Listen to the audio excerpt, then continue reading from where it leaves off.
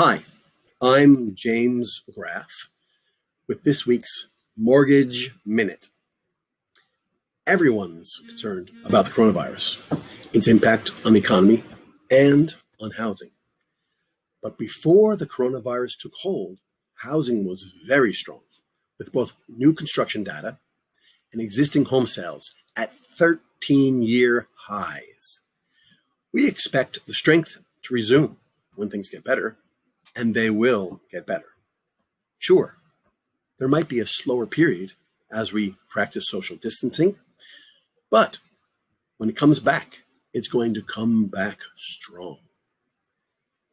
Did you know the affordability is actually improving in the United States? In addition to that, homes are valued very fairly. They're not overpriced. Look at this metric.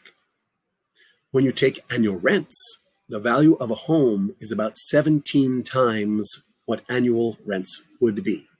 The historical average is 16. So we're right there.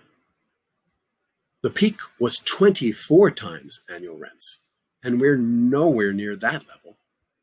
And if you take a look at replacement costs, home values are 1.59 times the cost to replace the home.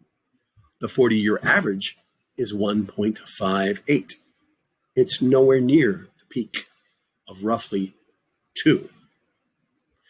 We can expect housing to come back very strong, and this may be a great opportunity to buy that home you were looking for and benefit from it well into your future. This has been James Graff with a Mortgage Minute.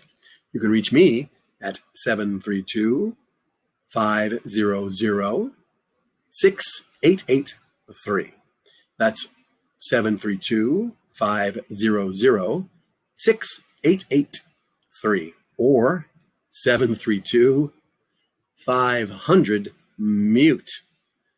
That's 732-500-MUTE, M-U-T-E, as in mute this video or mute my phone call if what I'm saying to you is not worth your while.